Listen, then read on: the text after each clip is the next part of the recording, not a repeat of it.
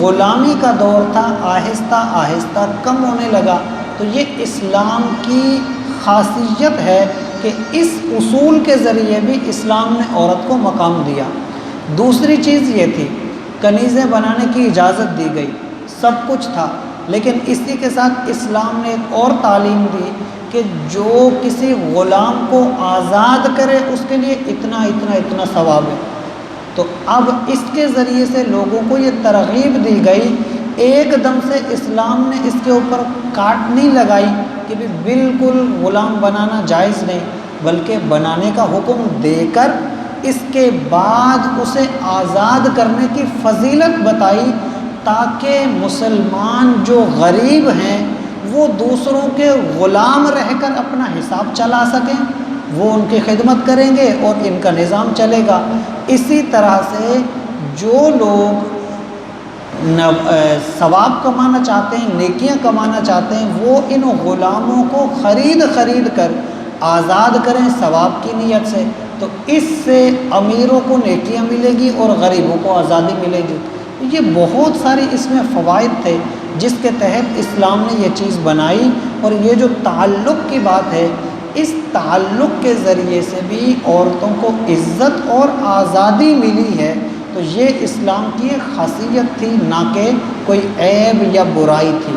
دوسری چیز علماء یہ بھی کہتے ہیں کہ اصل جو حلال ہونا ہے نا، وہ نکاح سے نہیں ہوتا، نکاح سے حلال ہونے کا تعلق نہیں ہے، بلکہ حلال کا تعلق ہے اللہ کے حکم سے۔ کیوں؟ اللہ نے حکم دیا کہ نکاح کرو حلال ہو جاؤ گے، اس لیے یہ نکاح حلال کا ذریعہ بنا۔ دوسری چیز ہے کہ نکاح کے باوجود اللہ نے حکم دیا کہ جب عورت کے ایام کے دن ہوں اس وقت میں حرام ہے، تو نکاح کے باوجود اس وقت میں قربت حرام ہوتی ہے۔ تو وہ جو حلال اور حرام ہے وہ نکاح کے نام سے نہیں ہے، بلکہ اللہ کے حکم سے ہے۔ اللہ کا حکم تھا نکاح کے ذریعے حلال تو حلال، اللہ کا حکم ہے کہ جب باندی بن گئی حلال تو پھر حلال۔ اللہ کا حکم ہے کہ جب عورت ناپاکی کے دنوں میں ہو، مخصوص دنوں میں ہو، مرد پر حرام ہے تو نکاح کے باوجود بھی حرام ہے۔